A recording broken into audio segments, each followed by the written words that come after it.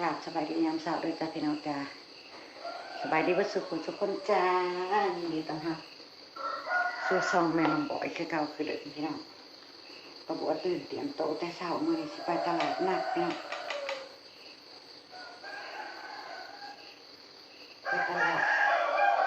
ไปตลาดนัดนายงพี่น้องไปซื้อผักซื้อยางมาไว้ขายก๋วยเตี๋ยวพี่น้อง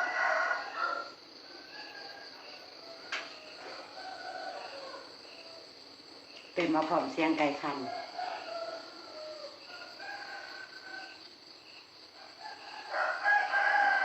ทาแป้งจักหน่อยเดี๋ยวแม่ขาสิตื่น แม่ขาสิตกใจ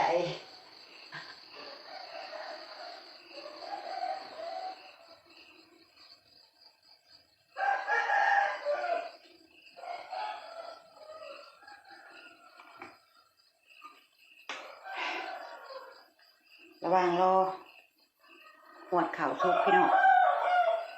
เขาบอกก็เตรียมโตถาช่วยเขาแล้วกันที่ไปก็พอดีแหละกับแจงแน่ตอนนี้เป็นเวลาตี 5:30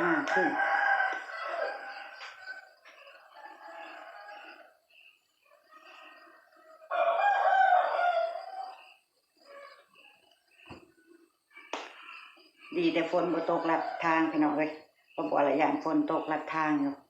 อย่างบ่ได้ไปตลาดเพราะว่าพักอย่างบ่บอกกับเบิดแล้วต้องไปซื้ออยู่ตลาดนัดบ้านนาโยงที่ประบัวเคยไปเห็นแล้วพี่น้องขาวออกฟอกแบบที่มีแม่ค้าอยู่บ่ล่ะแม่นเพิ่นเกี่ยวเขากันเบิดแล้วบ่แม่ค้าชาวสวนก็ได้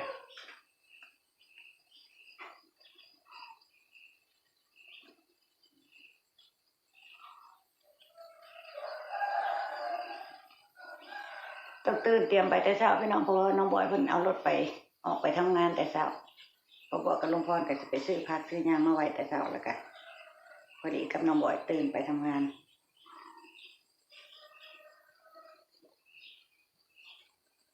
เมื่อยแห้งน้องบอยก็ได้พี่น้องเมื่อวานเมื่อยย้อนยังเมื่อยย้อนเขาที่เพิ่นเกี่ยวไว้มันเปียกฝนเลยพี่น้องมันเปียกฝนแล้วมันหนักมันอันนั้นเลยน้องบอยว่าก็จะกระเฮ็ดหมัดใหญ่ๆเนาะอันเขาตัดทันเด้เขาใส่เครื่องเกี่ยวเครื่องตัดเอานะก็จะกระเฮ็ดหมัดปักง่ายมันบวกก็มันเปียกมันชุ่มมันหนักเข้ากันเลยโยนทั้งวันบ่ได้พักเลยออกร้านนั่นเขาร้านนี่ออกร้านนี่เขาร้านนั่นน้องบอกว่าทั้งวันเลยเมื่อวานเนี่ยกลับมาก็จนมืดมาน้องบอกก็เมื่อยแล้วเมื่อวานเนี่ยก็สงสารอยู่พี่น้องก็บอก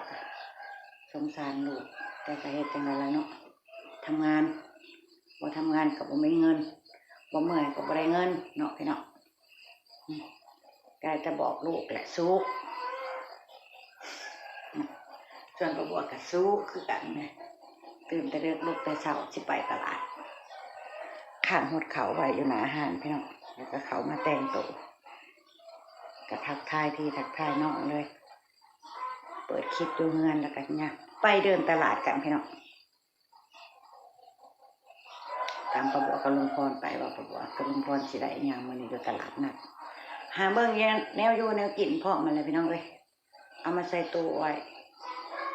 สิได้สะดวกสบายตอนแต่งอยู่พอกินก็เอาในตู้มาแต่งดูเนาะก็ต้องแล่นหาซื้อหา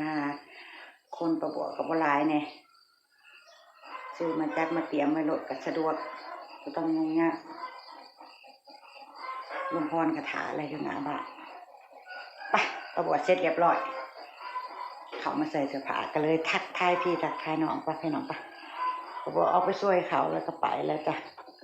ก็พอดีแหละไปแจ้งอยู่ตลาดเพราะว่าตลาดเพิ่งไก่เติบไปพี่น้องบ่ได้ไก่ปานใดประมาณว่าแม่นประมาณ2-3 กิโลผมก็จักนี่พอไปกับลุงพรแต่ก็บ่ได้ไปไว้แล้วค่อยไปได้ถนนหนทางมันบ่ดีกระโดดแน่นานแน่หั่นแหละกว่าจะไปถึงก็พอดีแจ้งแล้วเนาะพี่น้องพอดีเลือกซื้อเลือกหาเลยคือประบัวเคยไปแต่ละเทื่อแหละออกหน้าห้างกันจ้า คนกินอยู่บ่เท่าไรสมุนกินหลายกว่า สบายดีย่างมาเช้าพี่น้อง เดินไปเช้าไปตลาดกันก่อนพี่น้อง ไปตลาดน้องหมูไปตลาดก่อน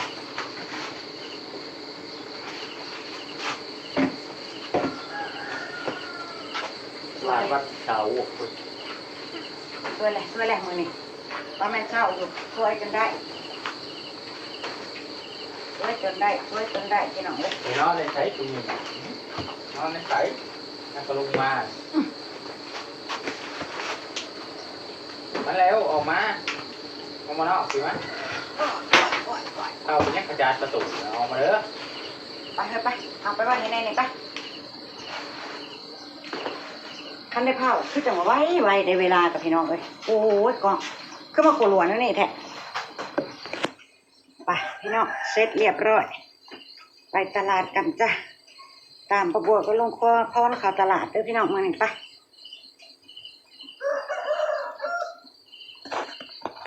อ๋อเราจ้าพี่น้องปาดบรรยากาศอึมครึมบรรยากาศล้างฝนตกนะตกแห้งขนาดพี่น้องโอ้ยทางซ้ำสีเละมาเมื่อกี้เนาะถ้าเจ้าซื้อไปเบิดปลาประบัวเราจะพักบงมาไหมงามแท้ประบัวขาดพักบงอะไรมื่อนี้พี่น้อง งาม ไปตามประบัวกับลุงพลย่างตลาดน้ำกันจ้ะพี่น้องไป กระตาจ้ะ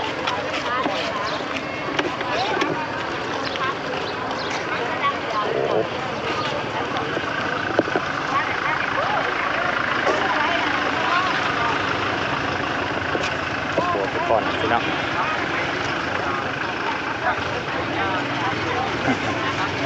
ผักบุ้งเรามดพี่น้องเลยมาเลาะตลาด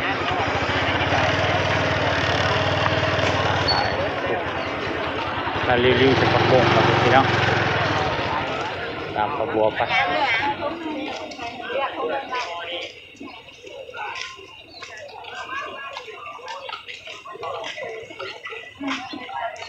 ตลาดบรรณายุงแล้วหมดพี่น้อง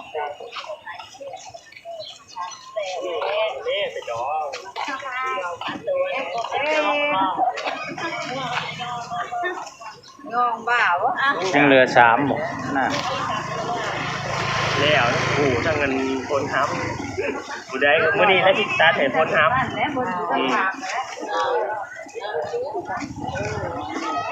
ตัดให้คนทำมึงก็น้า โชคดียังทันอยู่พี่น้อง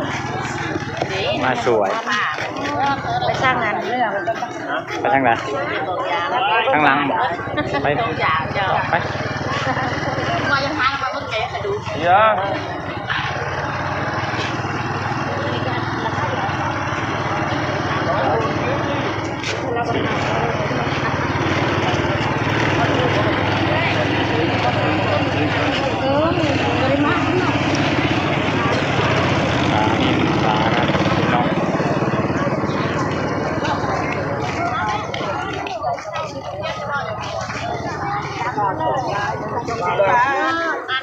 ก็ชะอมเลย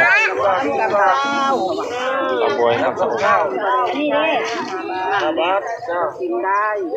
น้ำในรวมทั้งนั้นได้เอาชิ้นดาวกินมาแล้วบ่เอาเดี๋ยวเอาเดี๋ยวหาเอามาบอกได้นะ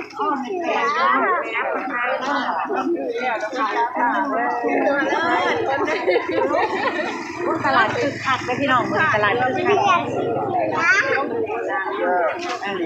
จำโบนาไปไหนเนาะ ชื่อจะอมหรือผักคาไว้วิ่งเขาชื่อนักไหนมันเด็กกันเส้นได้อีกไหมล่ะ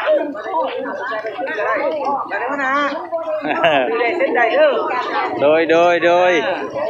เลาะไปก่อนเอานี่สาวหน้าจักมาจ่ายมื้อน่ะ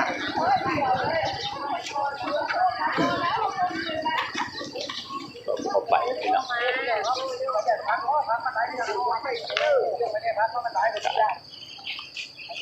หอมป้อมคืองามแท้ตามมา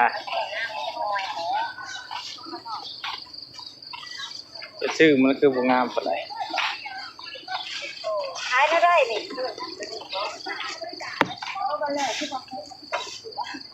บ่น่ะ โมคำนั้นไม่ได้เอาเลยบาทบอกแพงแท้หอยเชอรี่พี่น้องต้องรู้สิหาที่ไหนนะเดี๋ยวเราไปกัน ปานใดล่ะ50เด้อจมปาน ก็อยากรอ ตรงปลายังไง ปลานังนะลูกละ50 บาทเอาเป็นโลก็ได้ ส่งบ่นะก็อยากก็อยากเอาไป โลก็โล140 ถุงนึง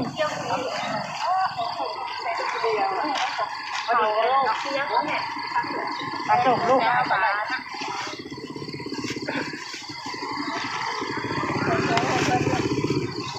ซื้อทั้งแนวกินแนวคายล่ะพี่น้องร่วมกัน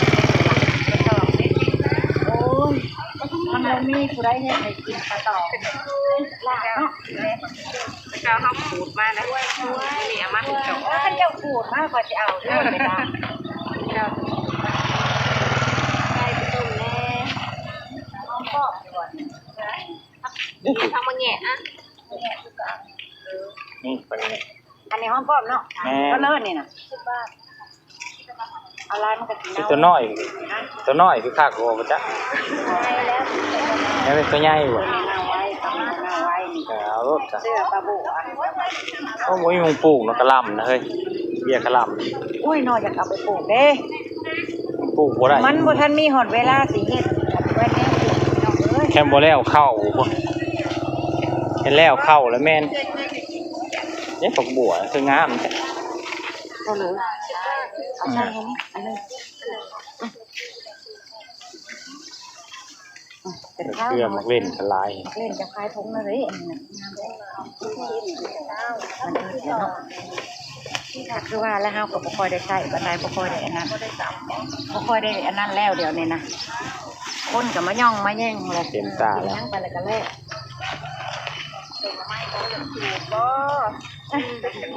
โอ้ยอยากจูบได้ยังไงทำไมให้กูมาแล้วร้ายเป็นคนมีแห้งมันต้องมีเวลาดูใจมาปั่นน้ำจะเป็นลูกเลยลูกแม่ใครวะอันเขาไม่จ้างเขาอ่ะเขามาเป็นเดียวเอาเวลาค่ะเดียวแม่ห้าพ่อหมู่เดียวก็รู้เจียวเจ้าจากแล้วแม่วะไปปั้นให้เล่าคนว่าเล่าจันเจ้าได้คนว่าชื่อเด้อมีจะถ่ายเด้อชื่อเด้อ ถ่ายแน่ ชื่อเด้อ เพิ่งได้ฟังแง่เลยงาม งามก็แค่ข้าวจะเอาไปใช้อีกยัง ๆปัก รับพี่น้องครับบัวเด้อ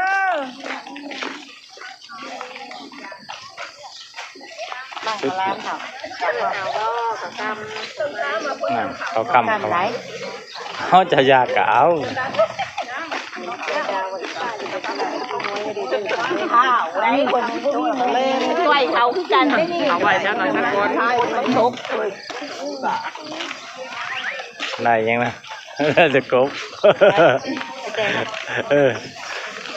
มันได้กบ ไปไปซื้อชีสเจ็ดอะไรพี่น้องเอ๊ะกระหล่ำจะขายถูกเอาเนาะบาทเอาแล้วมันเอาไปแค่บาทมาทำบัวไม่ถูก ผักบุ้งน้อยเจ้าเฮ้ยนี่ผักบุ้งน้อยนี่ เด็กอะไรล่ะ แล้วก็พื้นวะที่เจอแนวเห็น อุ้ยมาลองกันนะเอาเสียงว่าเราจะตายแล้วถูกเลยนะเราก็ได้โตทำงานแล้วนะคะ40เนาะค่ะก็เป็นผู้ซื้อที่งงๆอยู่ตอนนี้เอาซื้อได้เถอะเต็มแล้วพี่น้องเพื่อตุนไว้พี่น้องตุนไว้ทางคนนั้นแห้งแต่ว่า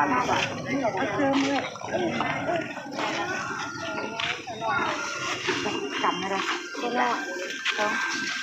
ยิบเจอได้ได้แล้ว นั่งดูนั่งลาย ทั้งหลาย ย่า มาสิ จังเป็น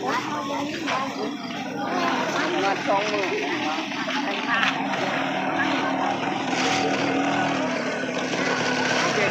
คือคักครับแล้ว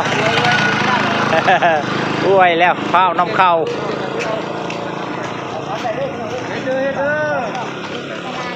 อวยกลับแล้วพี่น้องกับปลาบัวได้ครบได้เครื่องขายเพิ่นกัน โอ้เป็นของให้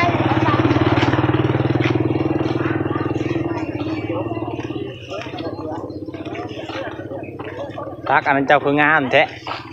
ตักกันจองโอ้ของปลาบัวมากตักกันจองของเอลิอีกเนี่ยงามดีเหรอ อุ้ยสะอ่อนเด้พี่น้องเอาก็จะสั่งเอาไปได้ดิแกะ เพราะมันกินแล้วเดียวคนละนั่นเด้แม่เอาคนนะมันจังได้ขายเนี่ย ตายดีนะเนี่ยกล้วยชุบเขียว เดียวกันก็แล้วแหละ มะขามมันหมักแล้วเนาะ อันนี้ชื่อเป็นย่างนั้นหน่อย อันนี้ชุบ การเอาบอลให้ขายที่ฟ้าหลาย โอ้ยเนี่ยพอดี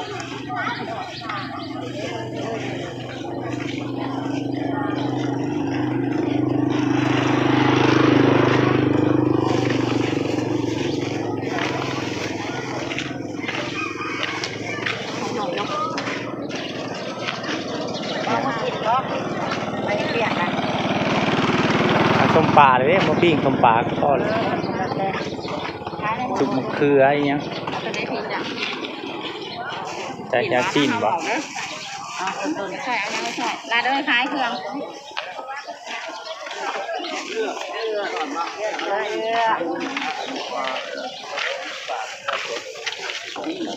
เอาอยู่บ่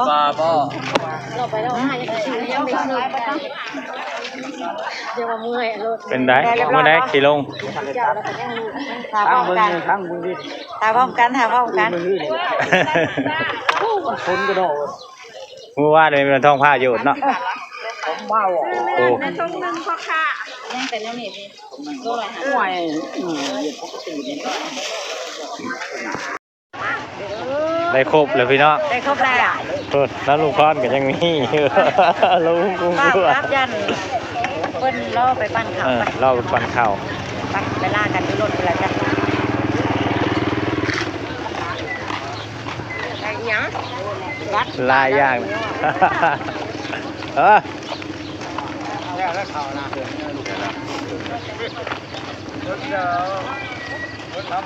ไปเมื่อปั้นข้าวน้ำเพิ่นและขนาด6:30พี่น้องมันมีที่ฮอดแล้วบ่นี่ โอ้ยนะพี่น้อง อ่ะ สำคัญก็คืออันของขายประบุอะไรพี่น้องได้ครบแล้วก็ดีใจแล้ว มาครบกับมาอีกมื้ออื่นวันอาทิตย์ มื้อวันอาทิตย์เนาะ วันที่4แล้ว ซื้อของตำเน่งกับเบิดเกือบพัน โอ้ พี่น้องเอ้ย ไว้เต็มตาเนาะพี่น้อง เบิดเกือบ1,000 บาท อย่างละ5อย่างละ10 ไปอำลาพระจากเลยจ้ะพี่น้องก็ประบวชแล้วก็พวกในคลิปหนาจ้ะพี่น้อง คือ มืดบอก มื กล้วยไหม คือ น้องกล้วยไหม โอ้ย บ่เห็นหน้าเห็นตากัน เอ้า อำลาพระจากเลยจ้าพ่อประบวชในคลิปหนาจ้าไปแล้วสบายดีพี่น้องสบายดี สบายดีพี่น้อง